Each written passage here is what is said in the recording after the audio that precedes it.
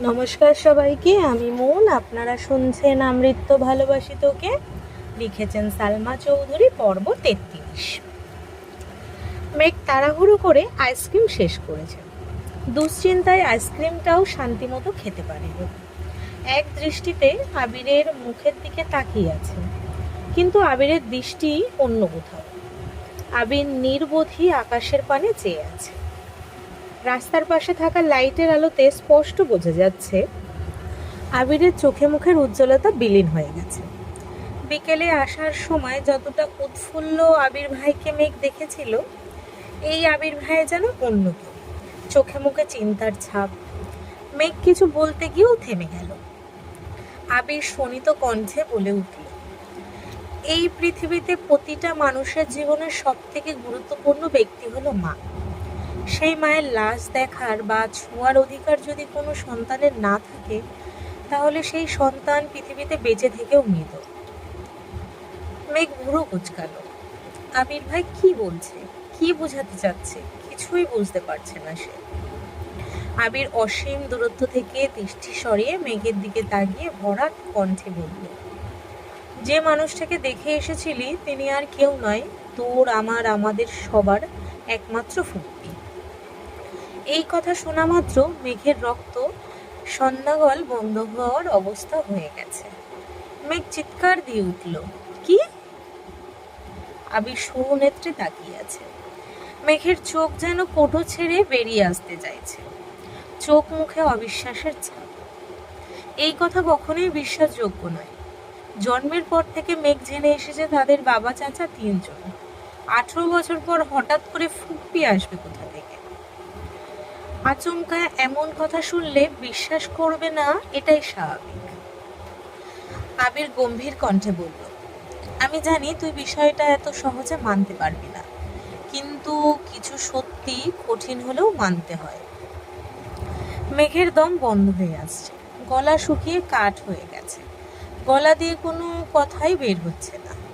এতক্ষণ যাবৎ কত প্রশ্নই মাথায় ঘুরছিল, এক মুহূর্তেই যেন সব প্রশ্ন উধাও হয়ে গেছে। মেঘ আতঙ্কিত কণ্ঠে শুধালো, আপনি কি আমার সাথে মজা করতেছেন? প্লিজ সত্যি বলুন, উনি কে? আবির কপাল কুঁচকে ভারী কণ্ঠে বলল, তোর সাথে কি আমার মজার সম্পর্ক? আর সিরিয়াস বিষয় নিয়ে আমি মজা কেন করব? ওনার নাম মাহমুদা খান আমির। না, নাম শুনে কি মনে হচ্ছে তোর? মেঘ এখনো অবিশ্বাস্য দৃষ্টিতেই তাকিয়ে আছে। ঢোক গিলে ভারী কণ্ঠে বলল, আপন ফুপ্পি? আবির কণ্ঠ দ্বিগুণ ভারী করে বলল, হ্যাঁ, আলী আহমেদ খান আর মোজাম্মেল খানের একমাত্র ছোট বোন এবং ইকবাল খানের একমাত্র বড় বোন। মেঘের দোকান দিয়ে হিজাবের উপর দিয়ে গরম বাতাস বের হতে শুরু করেছে। নিঃশ্বাস আটকে আসছে বারবার।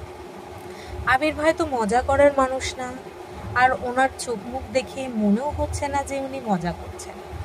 আর বিয়েতে ওই মহিলার আচরণও বুঝিয়ে দিয়েছিল ওনার সাথে গভীর কোনো সম্পর্ক আছে। তাহলে কি উনি সত্যি সত্যি ফুপ্পি হন? এত বড় কথাটা কোনোদিনও শুনলো না, কিন্তু কেন? মেঘ ভাবনা চিন্তা করে প্রশ্ন করল, এত বছরে কোনোদিন তো ওনাকে আমাদের বাসায় যেতে দেখিনি। আব্বুদের আপন বোন হলে বাসায় যান না কেন?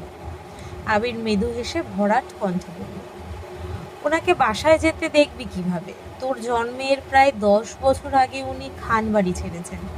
27 বছর হবে ওই বাড়িতে পা পড়েনি ওনার। মেঘ ভ্রু কুঁচকে প্রশ্ন করল, কেন, কি হয়েছিল? আবির শান্ত কণ্ঠে বলা শুরু করল,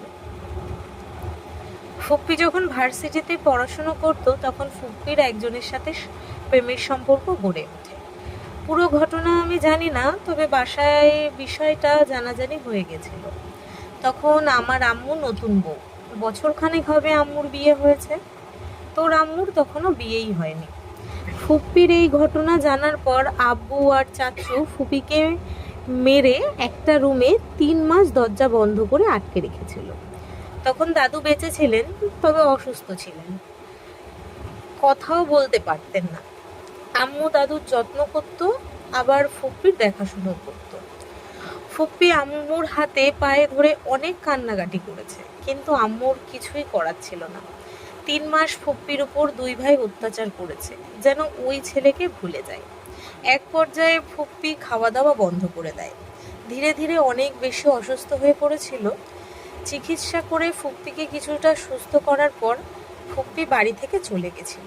ভাইদের অত্যাচারে সেই যে বাড়ি ছাড়ছিল, আর কোনোদিন বাড়িতে ঢুকতে পারেনি। বাড়ি থেকে পালিয়ে গিয়ে ফুপাকে বিয়ে করে বছরখানেক ঢাকাতেই ছিল। চিঠির মাধ্যমে আম্মুর সাথে কয়েকবার যোগাযোগও করেছিল। ফুপ্পি বাড়ি ছাড়ার 1 বছরের মাথায় দাদু মারা গেছেন। ভাগ্যক্রমে তখন মেজো মামা আমাদের বাসায় ছিল, ঢাকা চাকরির পরীক্ষা দিতে আসছিল। আম্মু মেজো মামাকে ফুপ্পির বাসায় ঠিকানা দিয়ে দাদুর মৃত্যুর খবর পাঠাইছিল। ওই কথা আব্বুরা কেউ জানতো না। ফুপ্পি ফুপা দুজনেই আসছিল দাদুকে দেখতে। তখন আসিফ ভাইয়া ফুপ্পির পেটে ছিল। খান বাড়ির চৌকাটে পা রাখতেই আব্বুর চোখ পড়ে দরজায়। চিৎকার দিয়ে 1 সেকেন্ডেই দাদুর লাশ চাদর দিয়ে ঢেকে রান্নাঘর থেকে দানিয়া বার হয়েছিল। যদি ফুপ্পি চৌখাট পার হওয়ার চেষ্টা করে তাহলে খুন করে ফেলবে। বাড়ি ভরা মানুষ থাকায় আব্বুকে আর চাচুকে সবাই আটকে রেখেছিল, না হয় সেদিন খুনাখুনি হয়ে যেত। কত কত মুরব্বীরা উপস্থিত ছিল, কিন্তু আব্বুর মাথা সেদিন কেউ ঠান্ডা করতে পারেনি। দাদুর লাশ ছোঁয়া তো দূর, ফুপ্পিকে লাশ দেখতে পর্যন্ত দেয়নি। লাশ দাফন করে বাড়িতে পা রেখে প্রথম প্রশ্নটাই করেছিলেন, আমিনারে খবর দিছে কে? মায়ের মৃত্যুর শোকের থেকেও সেদিন 1000 গুণ বেশি তীব্র ছিল ওনার রাগ। কোনোভাবে জানতে পারছে আম্মু খবর পাঠাইছে। সেই দিন সেই অবস্থাতেই আম্মুকে বাড়ি থেকে বের করে দিয়েছিল। অথচ ফুপ্পি ওনারই মায়ের পেটের বোন। সেই বোনকে খবর দেওয়ার শাস্তিস্বরূপ আম্মুকে 2 মাস নানা বাড়িতে থাকতে হয়েছিল। একদম সংসার ভাঙার পর্যায়ে চলে গেছিল। তখনকার সময় সংসার ভাঙা আম্মুর পক্ষে বা নানা বাড়ির মানুষের পক্ষে মেনে নেওয়া সম্ভব ছিল না। তারপর নানা, বড় মামা, আত্মীয় স্বজনরা অনেক বুঝিয়ে 2 মাস পরে আম্মুকে বাসায় নিয়ে আসছেন। আব্বুর শর্ত একটাই ছিল, আর কোনোদিন ফুপ্পির সাথে যোগাযোগ করতে পারবে না। নিজের সংসার বাঁচাতে বাধ্য হয়ে সেই শর্ত মেনে নিয়েছিল আম্মু। মেজো মামা ফুপ্পির বাসায় গিয়ে সব ঘটনা বলে এসেছিল। সেই দিন থেকে আজ পর্যন্ত ফুপ্পির সাথে বাসার কারো যোগাযোগ নেই। মেঘ এতক্ষণ যাবৎ বিস্ময়কর দৃষ্টিতে আবিরের মুখে পানে তাকিয়েছিল। নিজের বাড়িতে এত বড় রহস্য লুকিয়ে আছে, অথচ সে কিছুই জানে না। আবির গলা খাকানি দিয়ে গম্ভীর কণ্ঠে বলল, তুই আমায় পাষাণ হিটলার বলিস, অথচ আমার থেকেও বড় মাপের হিটলার এত বছর যাবৎ খান বাড়িতে রাজত্ব করে আসছেন। যাদের কথার উপর কারো কথা চলে না, তাদের ইচ্ছের বিরুদ্ধে কেউ কিছু করতে পারে না। ফুপ্পি নিজের পছন্দের মানুষকে বিয়ে করার অপরাধে মায়ের লাশ দেখার অধিকারটা পর্যন্ত হারিয়েছিলেন। 28 বছর যাবৎ বাবার বাড়ি পা রাখতে পারেন না। কতটা নিষ্ঠুর হলে মানুষ এমন কাজ করতে পারে? মেঘ দীর্ঘশ্বাস ছেড়ে প্রশ্ন করল, আপনি ফুপ্পিকে কিভাবে চিনেন? আবির শ্বাস ছেড়ে পুনরায় বলা শুরু করল, আমি ওনার সম্পর্কে জানতাম না। ছোটবেলায় একবার আম্মু পুরাতন জিনিসপত্র বের করেছিলেন।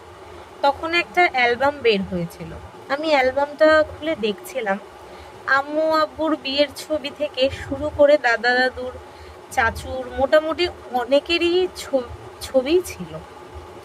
যেহেতু ছোট ছিলাম, আগ্রহ নিয়ে ছবিগুলো দেখছিলাম আর সবাইকে চেনার চেষ্টা করছিলাম। হঠাৎ কয়েকটা ছবি চোখে পড়ে। ছবিগুলো দেখে চিনতে পারছিলাম না বলে আম্মুকে জিজ্ঞেস করেছিলাম। আম্মি কিছু বলার আগেই আব্বু রুমে চলে আসছিল। আব্বু আমার হাত থেকে অ্যালবাম নিয়ে আমায় পড়তে বসতে বলে। আমিও চুপচাপ পড়তে চলে গেছিলাম। এই বিষয়ে আর ভাবিনি। তার কয়েক বছর পর দেশ ছাড়ার আগে আব্বু আম্মুর কিছু কাগজপত্রের দরকার ছিল। আমি তখন আব্বুর ফাইলে কাগজ খুঁজছিলাম। তখন একটা ফাইল চোখে পড়ে। ওই ফাইলে সার্টিফিকেট, ছবি, আরও কিছু কাগজপত্র ছিল। মাহমুদা খান আমিনা নামটা আমি প্রথমবার সেখানেই দেখেছিলাম। বাবা মায়ের নামের জায়গায় দাদা দাদুর নাম লেখা ছিল। ছবিগুলো দেখে ছোটবেলায় অ্যালবামে দেখা ছবিগুলোর কথা মনে হয়েছিল। আমি সেখান থেকে একটা ছবি নিয়ে গিয়েছিলাম। আম্মুকে একবার জিজ্ঞেসও করেছিলাম, কিন্তু আম্মু বললেন আম্মু কিছু জানে না, আর এই বিষয়ে যেন আর কোনোদিন কাউকে কিছু জিজ্ঞাসা না করি। তখন কিছুদিন আমার মাথায় বিষয়টা ঘুরছিল, পরে ভাবছি হয়তো মারা গেছেন, তাই আম্মু জানে না বা জিজ্ঞাসা করতে না করেছেন। বিষয়টা সেখানেই ভুলে গিয়েছিলাম। কিন্তু ছবিটা যে আমার কাগজপত্রের সাথে চলে গেছিল এটা আমি জানতাম না। ওইখানে গিয়ে ছবিটা দেখে ফেলতেও ইচ্ছে করছিল না, তাই আব্বু আম্মুর ছবির সঙ্গে রেখে দিয়েছিলাম। তবে কিছুদিন এই বিষয় নিয়ে ভাবি নাই। কথাগুলো শেষ করে আবির একটু থামলো। মেঘ জিজ্ঞাসু চোখে চেয়ে থেকে আস্তে করে বলল, তারপর? গত বছরের শেষ দিকে জান্নাত আর আসিফ ভাইয়াকে নিয়ে একটু ঝামেলা হয়েছিল। তখন রাকিব আমাকে আসিফ ভাইয়াকে ফেসবুক আইডি পাঠাইছিল। ওইখানে কভার ফটোতে একটা ছবি ছিল। কেন জানি আমার ছবিতে থাকা মহিলাটাকে খুব পরিচিত মনে হইতেছিল। আমি রাকিবকে বলে আসিফ ভাইয়ার বায়োডাটা সংগ্রহ করি। ওইখানে আমি দ্বিতীয়বারের মতো নাম দেখি, মাহমুদা খান আমিনা। সেদিন প্রথমবারের মতো আমি বড়সড় ধাক্কা খাইছিলাম। আমি সব কিছু খুঁজে সেই পুরনো ছবিটা বের করে বারবার ফেসবুকের ছবির সাথে মিলিয়েছিলাম। অস্থিরতায় সেদিন প্রায় মরতে বসেছিলাম। নিজের চোখে বিশ্বাস করতে পারছিলাম না। বিশ্বাস করতে কষ্ট হচ্ছিল যে আমার একজন ফুপ্পি আছে, তাও আবার জীবিত। সেদিন পরিস্থিতি সামলানোর বিন্দুমাত্র শক্তি ছিল না আমার। সেই রাতেই তানভীর আর রাকিবকে আসিফ ভাইয়ার বাসায় পাঠাইছি। আমি ফুপ্পির সাথে সেদিন প্রথমবারের মতো ফোনে কথা বলেছিলাম। নাম পরিচয় বলার পর ওনার সে কি কান্না! তানভীরকে আঁকড়ে ধরে অনেক কেঁদেছিল। ফুপ্পির 28 বছর চেপে রাখা সব কষ্ট কান্নায় পরিণত হয়েছিল। তারপর বেশ কয়েকবার কথা হয়েছে ওনার সাথে। বারবার জিজ্ঞেস করেছি ঘটনা বলতে, কিন্তু বলেননি। বলেছেন আমি দেশে ফিরলে বলবে। দেশে ফেরার কয়েকদিনের মধ্যেই আমি, তানভীর আর রাকিব ওনাদের বাসায় গিয়েছিলাম। সেখানে গিয়ে সব ঘটনা শুনেছি। মেঘ আগের তুলনায় কিছুটা স্বাভাবিক হয়েছে। মেঘ পুনরায় প্রশ্ন করল, জান্নাত আপুর কি ঝামেলা হয়েছিল? আবির এতক্ষণ গম্ভীর থাকলেও এবার একটু হাসার চেষ্টা করলো। ধীর কণ্ঠে শুধালো, তেমন কিছু না। মেঘ আস্তে করে বলল, প্লিজ বলুন। আবির না পারতেও বলল, ফুপ্পিরাই এত বছর যশোর ছিল। গত বছর ভাইয়ার চাকরি হওয়ায় সপরিবারে ঢাকা আসছে। কোনো এক অনুষ্ঠানে ভাইয়া জান্নাতকে দেখেছে। ভাইয়ার জান্নাতকে ভালো লাগছে। কোনোভাবে খবর নিয়েছে জান্নাত ঢাকা বিশ্ববিদ্যালয়ে পড়ে। সেই থেকে প্রায় ভার্সিটির আশেপাশে জান্নাতকে ফলো করত, কিন্তু কোনোদিন কথা বলেনি। 6 মাস শুধু দূর থেকেই ফলোই করেছে। একদিন সাহস নিয়ে কথা বলতে আসছিল। যদিও কথা বলতে পারেনি, কিন্তু সেটা রাকিবের কান পর্যন্ত পৌঁছে গেছিল। রাকিব 2-3 দিন খেয়াল করে বিষয়টা আমায় জানাইছিল। রাকিবের ভাইয়াকে পেটানোর চিন্তা ভাবনা ছিল। আমাকে জানানোর পর আমি বলেছিলাম ছেলেটার একটু খোঁজ নিতে, যদি সমস্যা মনে হয় তাহলে পেটাতে। রাকিব খোঁজ নিয়ে জানতে পারছে ভালো জব করে, অফিসের সবার সাথে নম্র ভদ্র আচরণ করে। সেখান থেকেই ফেসবুক আইডি সংগ্রহ করে আমায় দিয়েছিল। যাকে পেটানোর প্ল্যান করছিল সে আমার ভাই হয়ে গেল। যখন জানতে পারছে ভাইয়া জান্নাতকে পছন্দ করে, তখন রাকিব আর বাধা দেয়নি। তবে রাকিবের একটাই কথা ছিল, আমি দেশে না ফিরলে আর ফুপ্পির পুরো ঘটনা না জানলে সে জান্নাতের বিয়ের সিদ্ধান্ত নিবে না। ধীরে ধীরে জান্নাত আর ভাইয়ার মধ্যে মোটামুটি ভালো সম্পর্ক হয়েছে। আমি দেশে ফিরলাম, ভেবেছিলাম দেশে ফিরেই ওদের বিয়ে দেব। কিন্তু দেশে আসার পর তোর কোচিং টিউশন থেকে খবর নিয়ে দেখলাম তোর পড়াশুনোর নাজেহাল অবস্থা, এভাবে পড়লে চান্স পাবি না। তোর পড়াশুনো গুছিয়ে দেওয়ার জন্য একজন মানুষ দরকার ছিল। তখন জান্নাতের কথা মাথায় আসে আর জান্নাতকে আগে জান্নাতের বিষয়ে সিদ্ধান্ত নেওয়ার অধিকার যেহেতু রাকিবের, আর রাকিব আমার বেস্ট ফ্রেন্ড, তাই বিয়ের আলোচনা হওয়ার আগেই বন্ধ করে দিয়েছিলাম। কিন্তু অফিসিয়াল কাজে ভাইয়াকে 6 মাসের জন্য দেশের বাইরে যেতে হবে। ভাইয়া চাইতেছিল বিয়ে করে বউ নিয়ে কয়েক মাস ঘুরে তারপর যাবে, কিন্তু তোর অ্যাডমিশন টেস্টের থেকে আমার কাছে তাদের বিয়ে গুরুত্বপূর্ণ ছিল না। আমি রাজি হই না বলে ভাইয়া ঘুরোঘুরির প্ল্যান বাদ দিয়ে বলেছে শুধু বিয়েটা করবে, বিয়ের পর তোকে যত ইচ্ছে পড়াতে। কিন্তু আমার কথা হলো, একবার বিয়ে হলো মানে জান্নাতের মাথায় সংসারের চিন্তা ঢুকবে, তখন তোর প্রতি তার দায়িত্ব কমে যাবে। এটা তো আমি কখনোই হতে দিব না।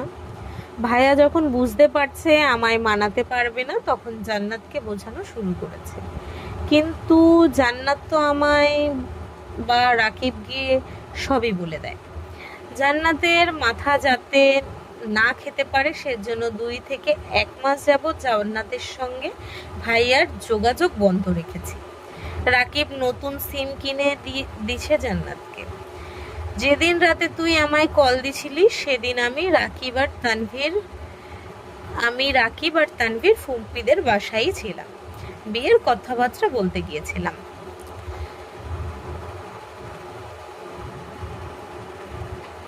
তুই চান্স পেলে বিয়ে হবে এমনটাই শর্ত ছিল, কিন্তু রাতে ফেরার পর তোর খাতা ভর্তি হাবিজাবি লেখা দেখে আমার মাথায় রক্ত উঠে গেছিল। যার জন্য আমি এত মানুষের বিরুদ্ধে লড়তেছি, সে কিনা পড়াশোনাটাকে গুরুত্বই দিচ্ছে না। সেই রাগে সেদিন খাতা পুড়িয়েছিলাম যাতে তুই পড়াশোনায় মনোযোগ দিস। যাদের সামনে বারবার গর্ব করে বলেছি আমার মেয়ে চান্স পাবেই, চান্স না পেলে আমি তাদের মুখোমুখি হতে পারতাম না। তারা মুখে কিছু বলুক বা না বলুক, মনে মনে হলেও বলতো। এত কিছু করেও তো মেক চান্স পেল না। এই কথাটা পৃথিবীর কোনো মানুষ যাতে বলতে না পারে, সেজন্য আমি তোকে সারাক্ষণ পড়ার কথা বলতাম। আলহামদুলিল্লাহ, তোর চেষ্টা আমার ইচ্ছা পূরণ হয়েছে। আল্লাহ আমার আশা পূরণ করেছেন, আর তোকেও অসংখ্য ধন্যবাদ। মেঘের গলায় আটকে থাকা নিঃশ্বাসটা দীর্ঘশ্বাস হয়ে বেরিয়ে আসে।